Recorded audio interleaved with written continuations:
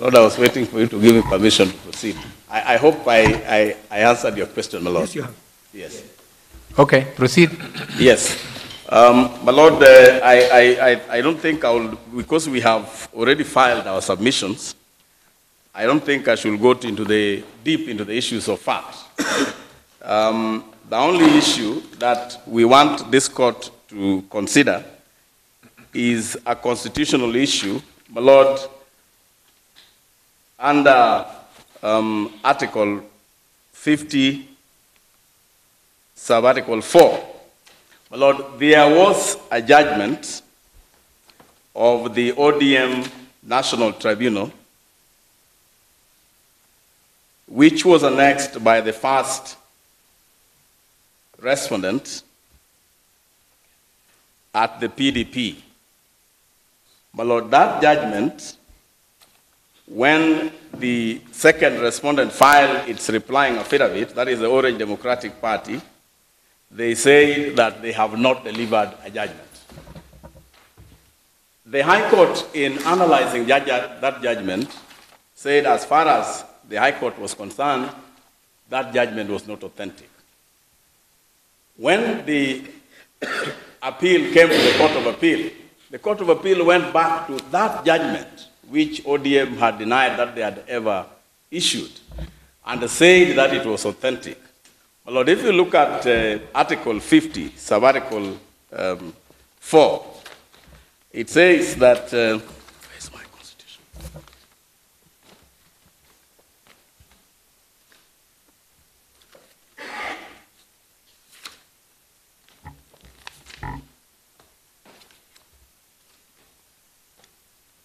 Sub-Article 4, it says, the evidence obtained in a manner that violates any right or fundamental freedom in the Bill of Rights shall be excluded if the admission of that evidence will render the trial unfair or will otherwise be detrimental to the administration of justice. My Lord, the Court of Appeal, in relying about that judgment which had already been disowned by ODM, violated the fundamental rights of the applicant. And we will be arguing at the hearing of the appeal that because it is an interpretation of the Constitution, that right of the applicant had been violated. And the other thing that we will also be dealing with was that is the right. Before you go to the other one. Yes. What was before the PPDT? What was before the PDT was when the applicant had filed a complaint. Yes. At the NLT. Yes. That complaint was not determined. Yes. So he went to PDP to say that despite his filing a complaint, the NLT had refused to render judgment. Yes. In making I think 2 days later, the first respondent comes to the judgment and says, actually the judgment was rendered. No. Yes. There was an application before the PPDT. Yes, there was an application before the PDT. Yes. Yes. In which there was an affidavit, you said, by the ODM's legal officer. That's correct. What did he say in that affidavit? In the affidavit, he said that they have not delivered a judgment. They have not delivered a judgment. Yes. The day following, or the following day, yes. Who files a replying affidavit? That is the first respondent now.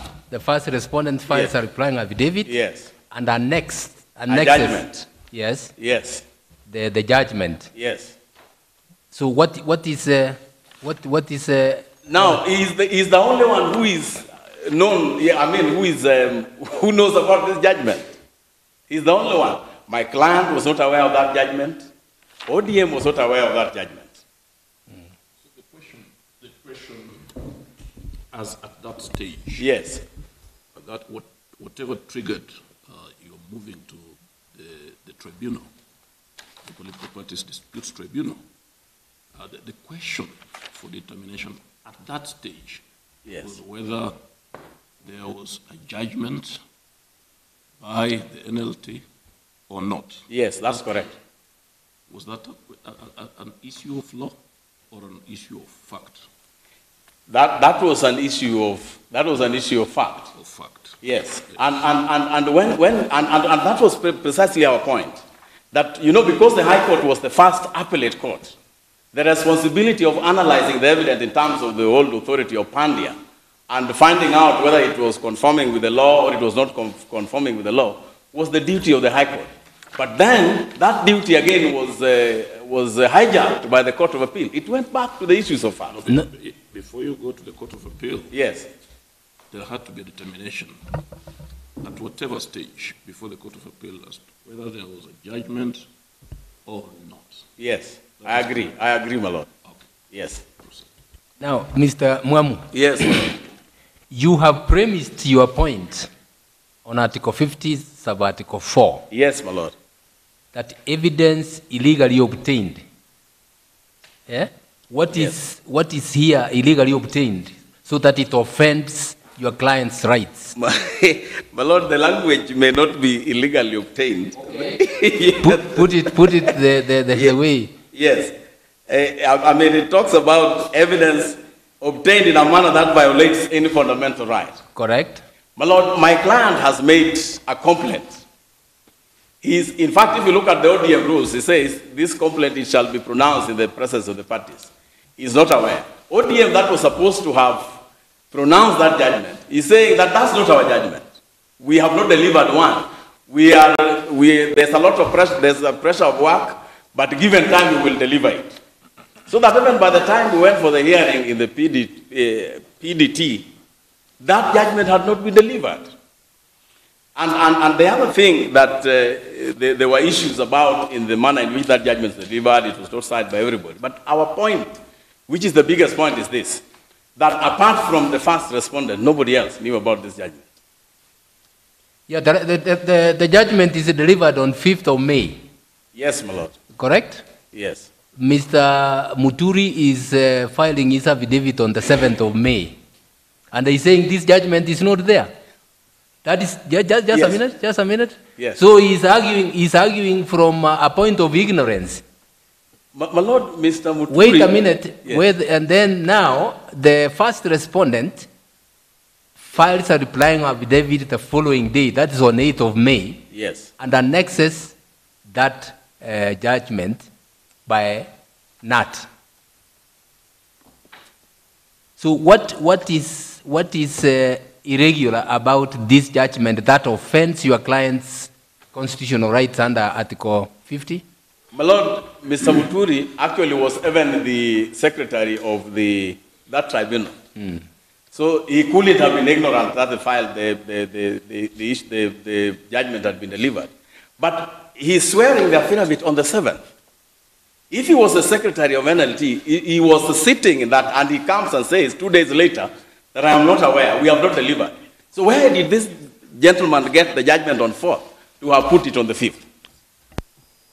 Very well. So you can therefore see where I am saying yes. that that kind of thing will violate my client's fundamental rights. Because he was the only one who knew about it.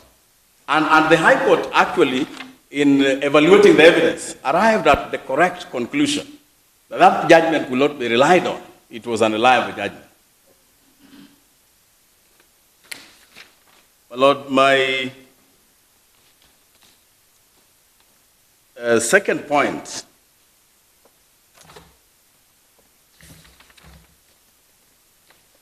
is that at the time when my client went to the PDT, the results had not been declared.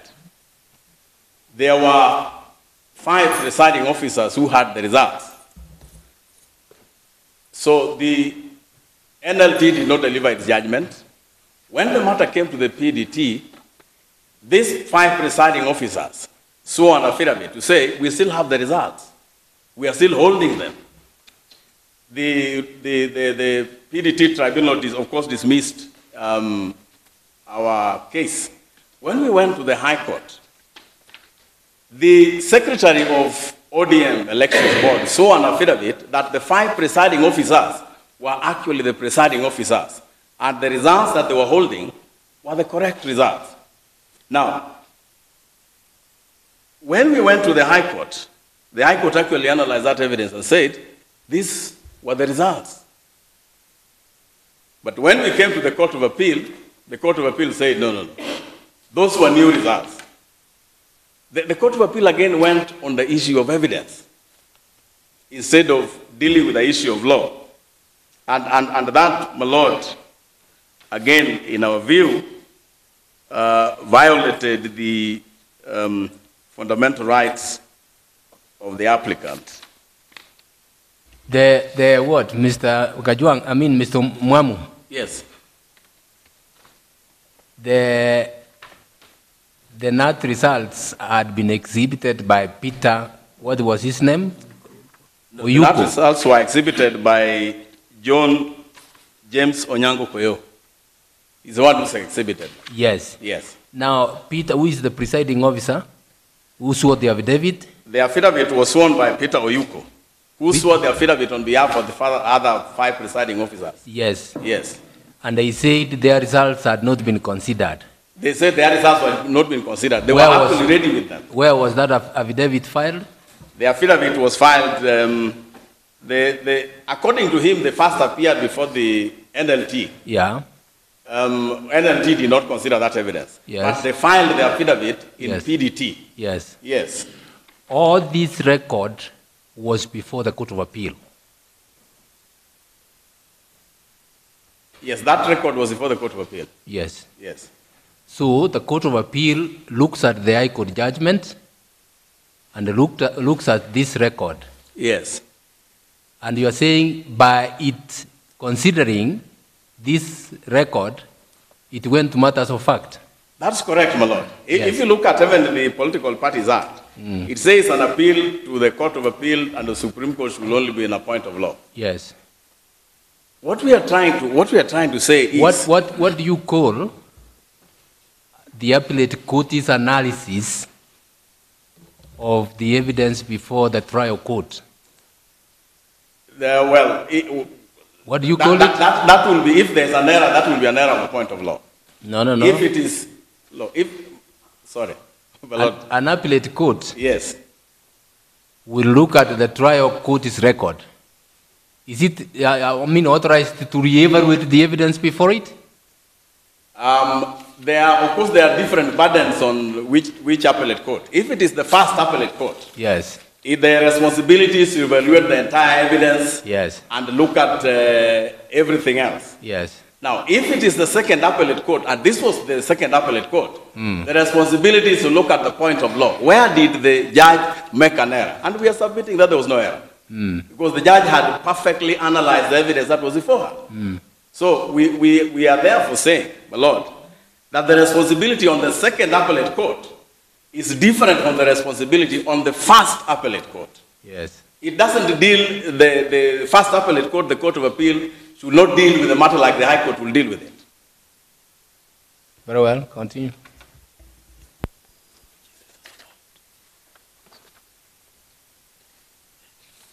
My Lord, the other point that we have, which we are saying that the fundamental rights, the Court of Appeal says that the results which the High Court relied on were forged. Now, where they got this evidence, nobody knows. There is a possibility that they got this evidence from some evidence which had been filed by the first respondent. That evidence had been expunged by that Court of Appeal itself, saying that that did not form a part of the record. There was no, both at the PDP, both at the High Court, both at the High Court, there was no evidence that those results were forged. The Court of Appeal now comes and says, in its own view, those results were forged. So where did they get this evidence? We don't know. And if you look at, we are putting our affidavit submissions, you will find that was plucked from the air. My Lord, now coming to the issue of, we want to now deal with the issue of the jurisdiction of this court. We have submitted that this court has jurisdiction. One, this is a matter on the interpretation of the constitutional rights of the applicant. We have relied on this court's authority in the case of Yusuf Abdallah versus Building Center Limited, 2014. We have also relied on this court's authority in the case of Samuel Macharia and the Kenya Commercial Bank. In one of the authorities, His Lordship Justice Ibrahim actually defined the jurisdiction of this particular court. My Lord, apart from that, we also have Section 41(2), that is a legislation that gives the parties a right to come to this court on a point of law. We are also saying that the judgment of the Court of Appeal violated the constitutional rights of the applicant under Article 38 of the Constitution, political rights. And since it is an interpretation of the applicant's political rights under Article 38, this particular court has jurisdiction to deal with that particular matter. I think we have touched on the issue of fair hearing, my lords. We have also touched on the issue of political rights. My Lord, I want to also, in dealing with that, touch on the second issue why we want. After this, the judgment had been delivered, we filed an application for enforcement of that judgment. The court went ahead and gave orders to the second respondent to tabulate results and come up with the correct results.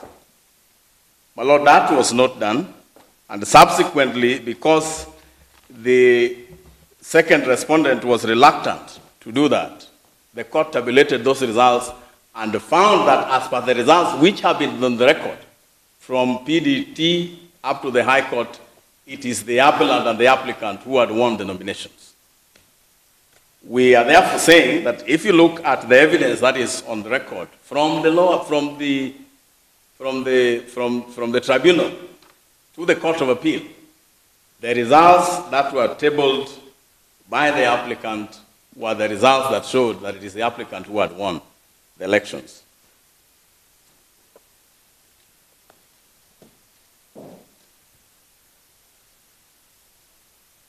My Lord, I do appreciate that there was a delay in filing the petition. The challenge that we had was that getting the orders from the Court of Appeal was a bit, it took us a bit of time because we were in a hurry, and it took 2 weeks to get them ready.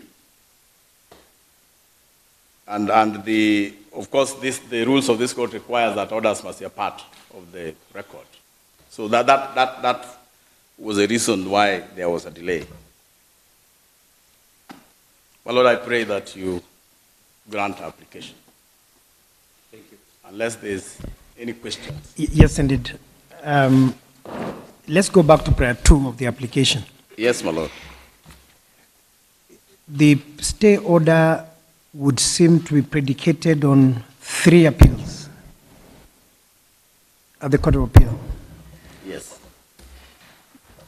Why so? Were they consolidated? Are they the same appeals? Are there 3 appeals before this court? They are, yes, we have 2 appeals before this court. We have appeal number 12 and appeal number 13. The background of this was that appeal number 180 dealt with the judgment of the High Court. That was the first one.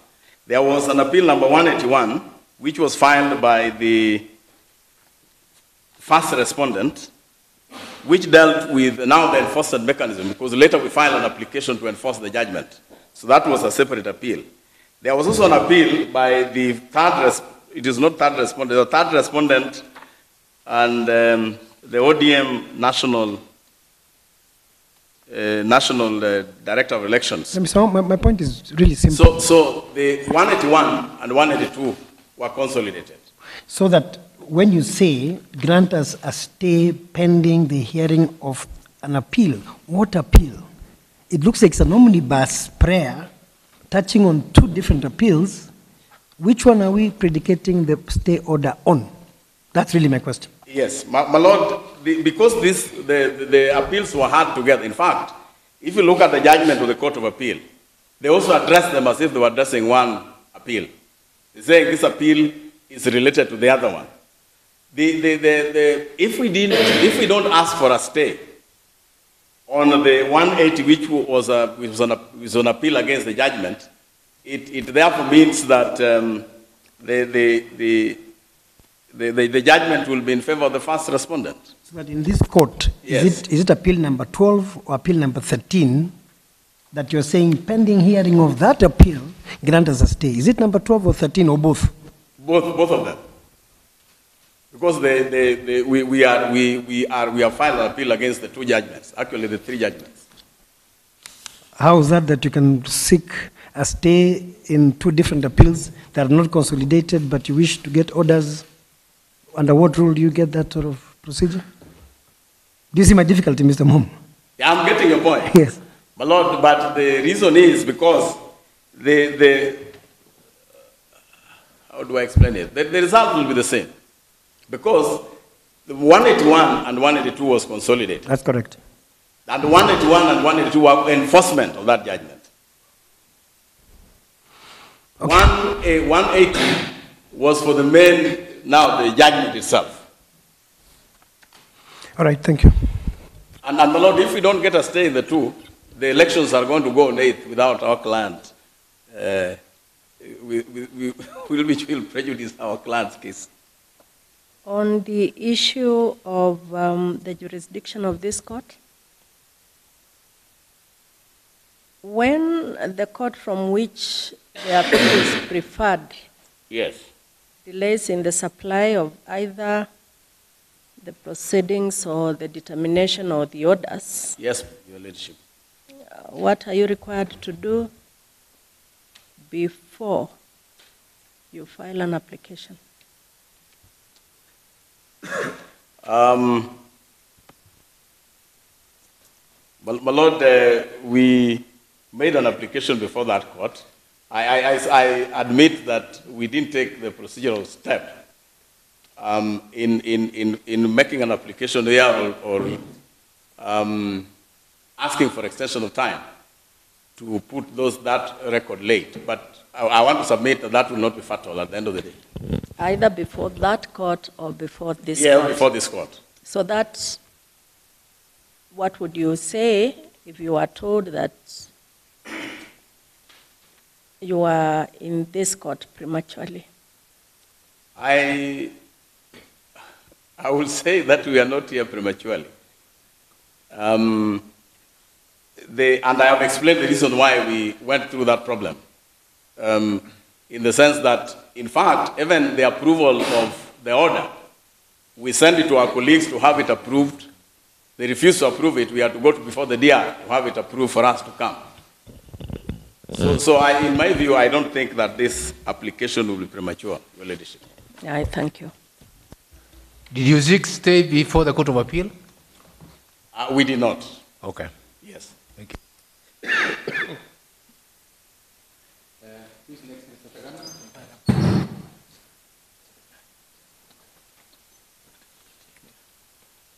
My lords and lady, the application is opposed.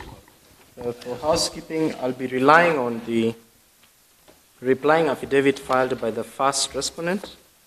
I have also filed written submissions, and I've also filed a preliminary objection bound together with written submissions on the PO. In response, in opposition, I want to urge that the applicant does not have a merited appeal.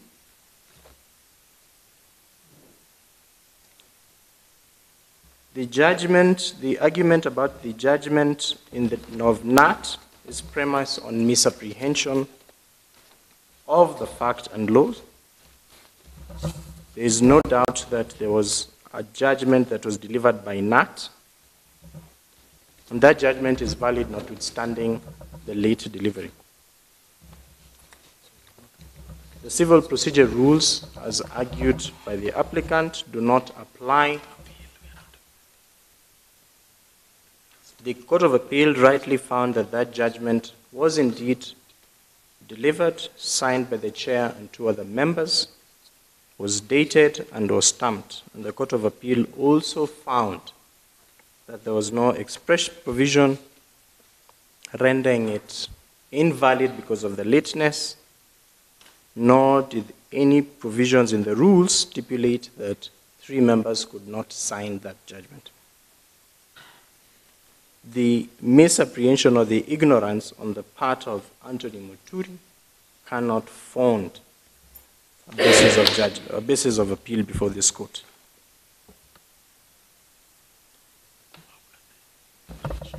My lords, will also argue that there is no infringement of Article 50, Sub-Article 4.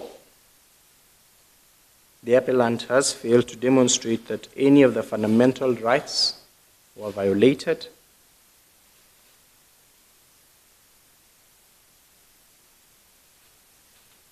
My lords, equally will be arguing that they have failed to demonstrate that their right under Article 38 was violated. Article 38 gives them a right to participate in political activities. There is no evidence to show that that participation was bad.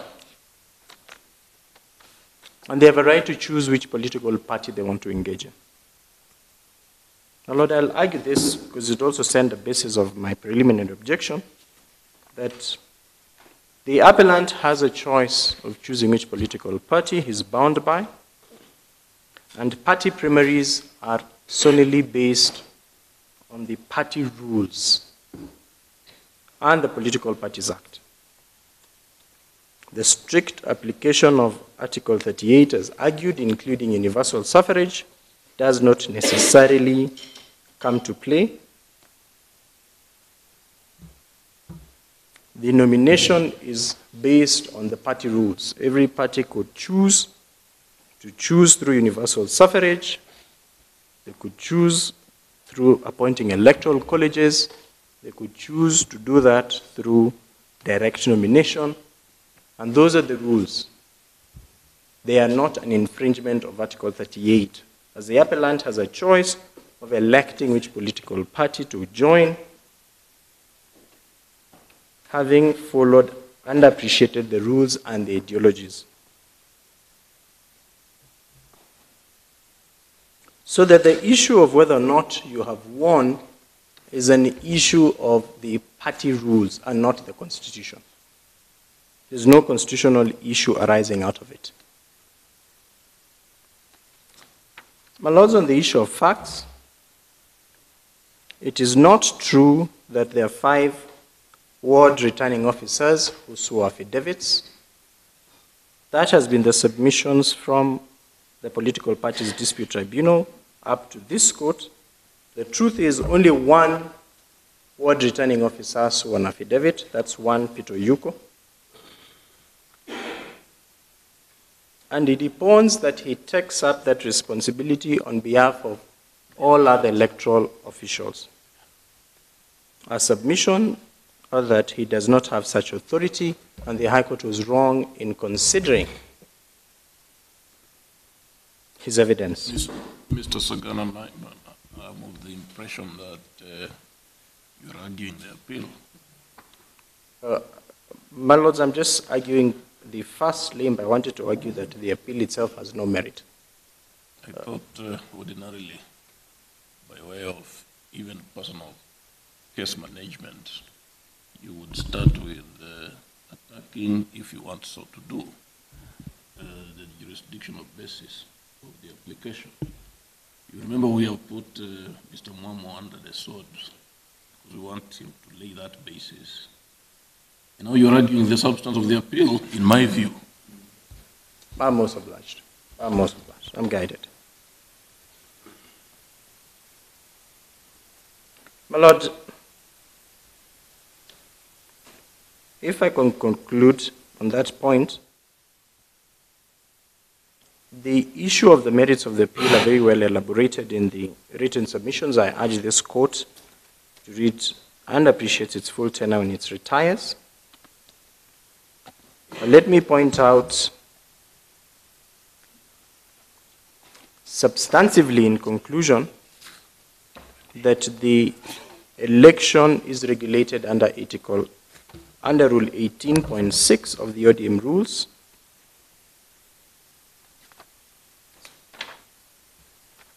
and that it is the presiding officers in every polling station and the constituency returning officer who have the responsibility of determining those results. There is absolutely no evidence that has been adduced by those persons prescribed under 18.6,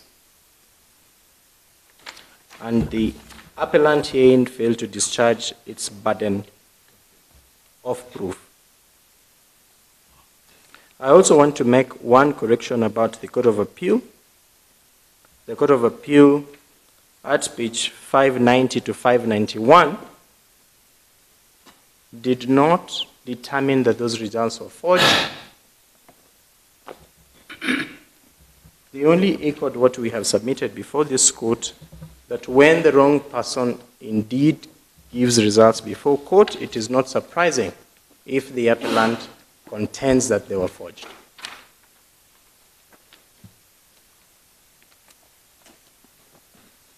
I also want to correct this notion that the results were not tabulated as ordered by the High Court. The results indeed were tabulated as ordered by the High Court.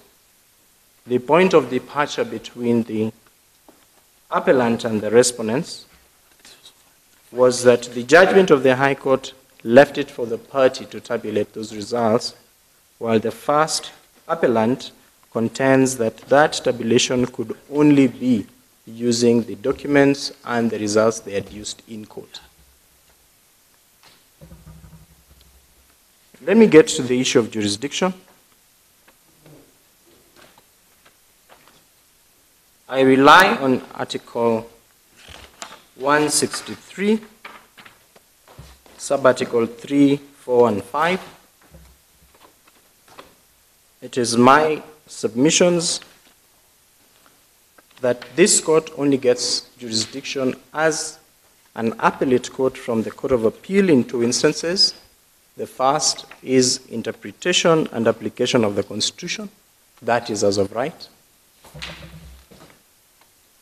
I think there has been clear demonstration that there is absolutely no interpretation or application of the Constitution in this appeal. The question that rises this appeal are the ODM rules for nomination, the political party, and now Order 21 of the Civil Procedure Rules. The mere mention of articles in the Constitution does not necessarily make that an integral issue for determination. In my submissions, it doesn't even make a collateral issue for determination.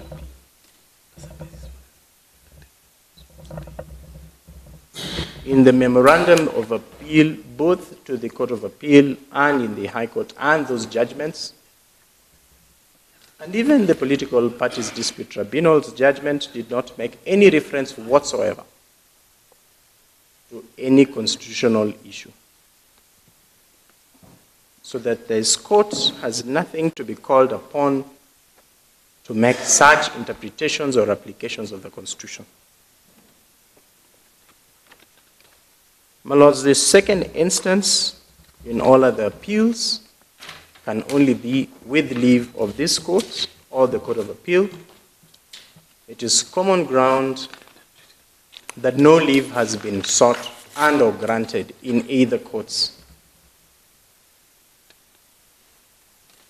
The appellant relies on Section 41, subsection 2 of the Political Parties Act that provides that appeals shall lie on points of law before this court as well as the High Court.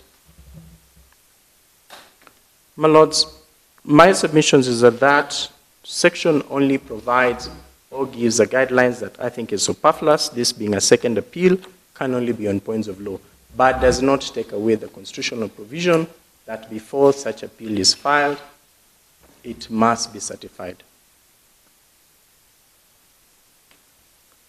And my lords, I will hasten to add that should the interpretation of that section be that it gives the appellant an automatic right to appeal without leave, then that section would be unconstitutional, having gone against the provisions of Article 63, Sub-Article 3, 4, and 5. My lords, on the last point,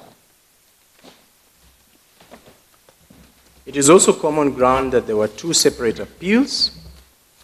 Appeal number 180 was separate from appeal number 181 as consolidated with 182. It is fatally defective of the applicant to consolidate prayers in these two appeals, in this application. But of importance, we argue that this application can only lie within an appeal. The jurisdiction of this court in handling applications is not as that of the Court of Appeal, where you only need to file a 5.2b, a notice of appeal. 5.2b in the Court of Appeal is premised on the original jurisdiction of the Court of Appeal. That is not the position in this court, and this application has no legs to stand on. The two respective appeals, being number 12 and 13, having been filed over 10 days after the application. My colleague had left all of us in anxiety on how he's going to make a distinction of the TSC case. All I had him saying is that there were delays in getting these proceedings. That does not make any point to distinguish from that authority, and we urge this court to find that is fatally defective, this court lacks jurisdiction, and in all other events, the appeal is not merited. Perhaps just one thing, my lords and lady, before I conclude. It is common ground that the elections are slated 2 days away. The first respondent had been gazetted, had been cleared, ballot boxes all printed, set for the 8th. So there's no possible way, and I add that the appellant could indeed participate in this general election.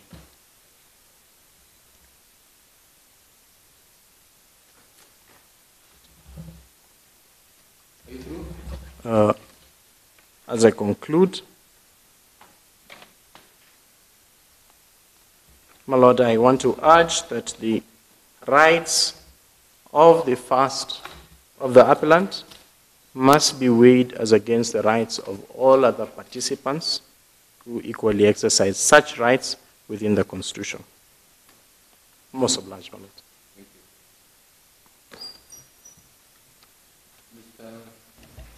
Kajwang. I'm most obliged, my lord. I know we are not given the time indication that each of you should take, but I want you to bear in mind that we have to rule on this matter today. So, get to the points and let us conclude the matter as soon as possible. My lord, having expedited the hearing of this application, I think we can only return our hands, so they say, by also shortening the time by which we make the application, or by the time we get heard.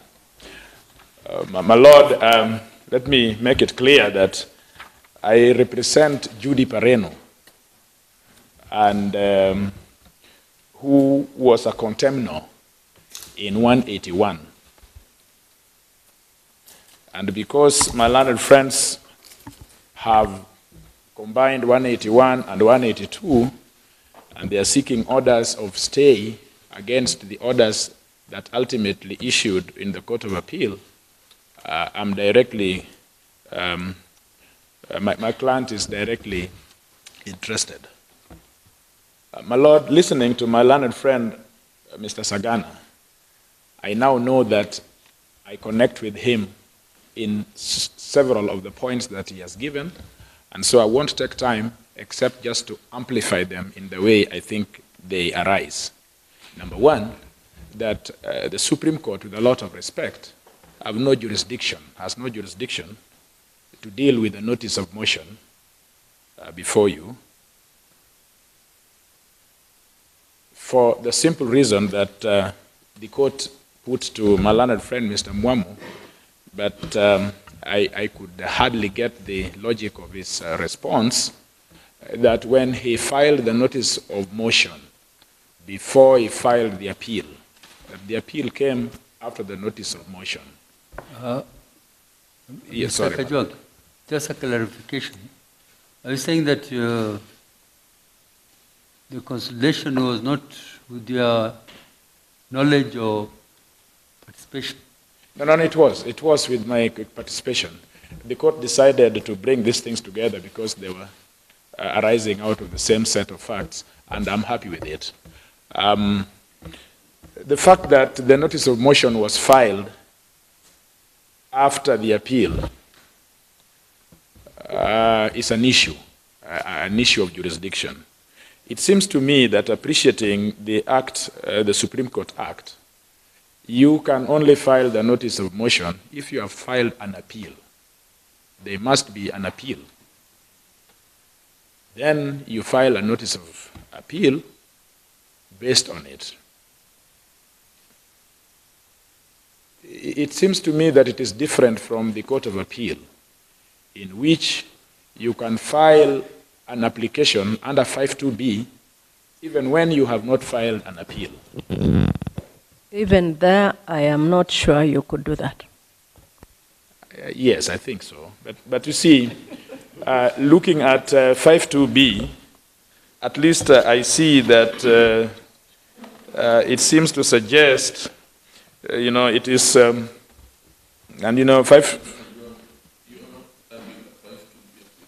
Yes, I am not. I'm just distinguishing what my learned friend seems to be bringing here, that he is trying to follow the rules in 52, or whatever we do there in the courts below. And I think this is where the problem is. It seems to me that when you look at jurisdiction to the Supreme Court, whether in the Constitution or the enabling legislation, everywhere there is the consistency that the court has jurisdiction to hear an appeal. It is always an appeal. And so there must be an appeal to found the jurisdiction of the court. Then one can then graft a notice of motion. My Lord, I do not want to press this any further. It seems clear enough from the appreciation of the articles in the Constitution and the enabling legislation. Number two, even if that was not the case, the principles of grant of stay do not arise here because of a bigger issue, whether there is jurisdiction in the first place to entertain the intended appeal or the notice of motion. It is the same way of discussing that subject, but it goes deeper, because Article 163 subarticle 3, paragraph B, gives jurisdiction to this court on issues from the appeal court, but it is subject to 4 and 5. And 4 and 5 is what my learned friend has argued, cases involving interpretation and application of this Constitution. But exactly in any other case, the Court of Appeal satisfies that there is a matter of general importance. First of all, let me say, assuming that A did not arise, that there was no interpretation or application, and that this is an appeal because of general public importance, there would be a certification by the Court of Appeal. There would be a certification by the Court of Appeal in terms of sub-article 5 to give this court then the jurisdiction. But even if I assume, as my reverend friend assumes, that the case involves interpretation and application of this constitution, then there would be a leave by this court. Because that leave is in section 19 of your rules. No.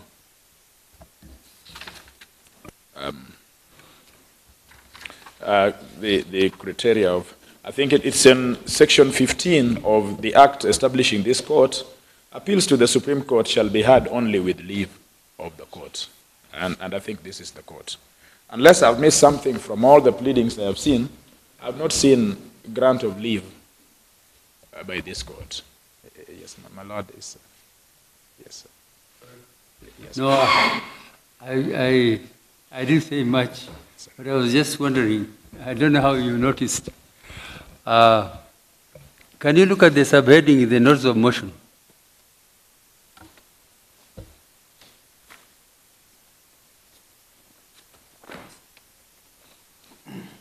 The notice of motion.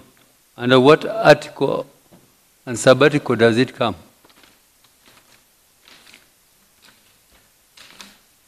Of the Constitution? Yeah. I'm seeing it here. Being an application seeking stay of execution of the entire judgment and decree. No. Under what article of the Constitution? Or under what articles of the Constitution does the applicant come? I see that it is under section 19 and 21 of the Supreme Court. And I commend my friends for appreciating the sections of the law, but without praying for the leave. You go to the body, they set it. All I'm trying to ask, is there an invocation of 164.5? No, there is no 164. 164.5 of the Constitution? Sorry, 163.5, sorry. No, it's not. There is no invocation of 163. They invoke 163.4. Oh. But 4 is subject to, 4 and 5 are subject to 3 in my... Is there 5? All I'm trying to say, why are we discussing 163.5 at all?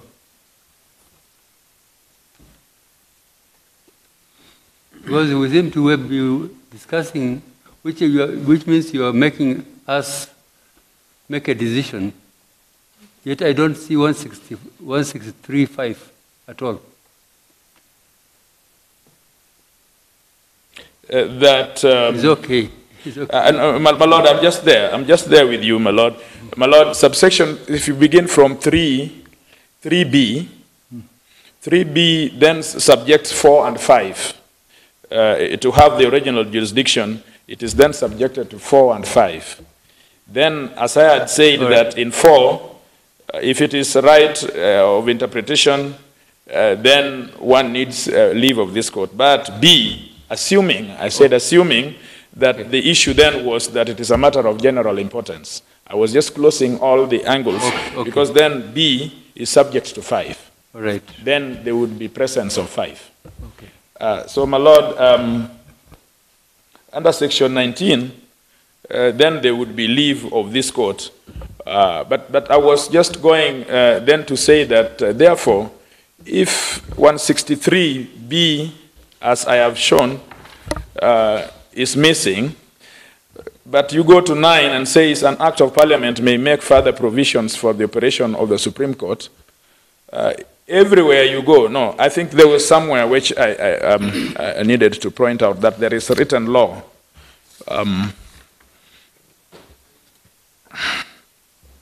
where is that written law thing?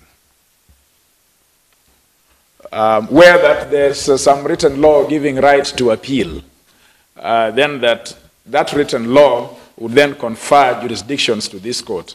My Lord, the applicable law here is Political Parties Act. And Section 40, subsection 2, seems to confer jurisdiction to the Supreme Court on matters of law to the jurisdiction. 41.2, yes, seems to confer jurisdiction. But that jurisdiction is only applicable if then it is exercised within the act of the Supreme Court and within the Constitution itself. So that even if my learned friends were to bring that the issue here under the applicable law, which is Political Parties Act, still they would have to look for leave before your lordships.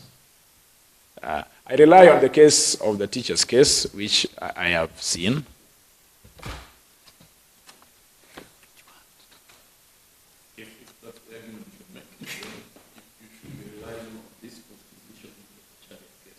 The Macharia's case, yes. My Lord, having taught me in the School of Law and the faculty, my Lord is always ahead of me in terms of appreciation of this. Yeah, but give me those authorities, the two authorities. But my Lord, yes, buttressed by my Lord's the decision in the Macharia's case, but there is also these decisions in Supreme Court Petition number 3, Lawrence Ndutu and others versus Kenya Breweries Limited, together with the cases in Supreme Court Application number 5, 2014, Gatirao, Munya, I think this is Peter Munya versus Kidinji and another. The issue here is whether my lords will find that there is even an issue of interpretation of the Constitution. I don't think there is an issue of the or interpretation of the Constitution. I'm waiting for that specific article which disturbs my learned friend that requires an interpretation, where there is a disagreement either in the Superior Court or in the Appellate Court that requires your lordships to put your minds as to interpret the Constitution, number one. But two, yes, it could be by way of application of the Constitution.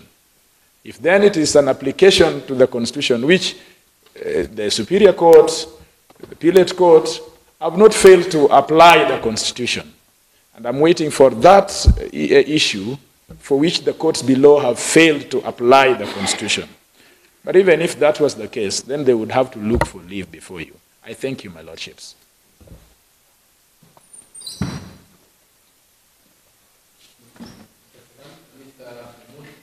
Thank you, my lords. Gladly this afternoon, my lords, mine is the simplest task out of my colleagues. My lords, the third respondent was not a party to these proceedings until they were joined by the first respondent in the appeal. I believe the purpose of joining the third respondent was so as to ensure that the third respondent complied with any orders that were made by the Court of Appeal. As has been confirmed by my learned colleague, Mr. Sagana, orders were made by the Court of Appeal. The third respondent has complied with the orders of the Court of Appeal.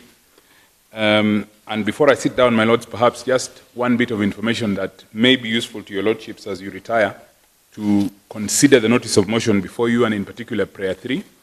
As Mr. Sagana says, the ballot paper in respect of the constituency from which this dispute arises has been printed. That ballot paper, my lords, has been distributed to the constituency level. It is less than 48 hours to the election.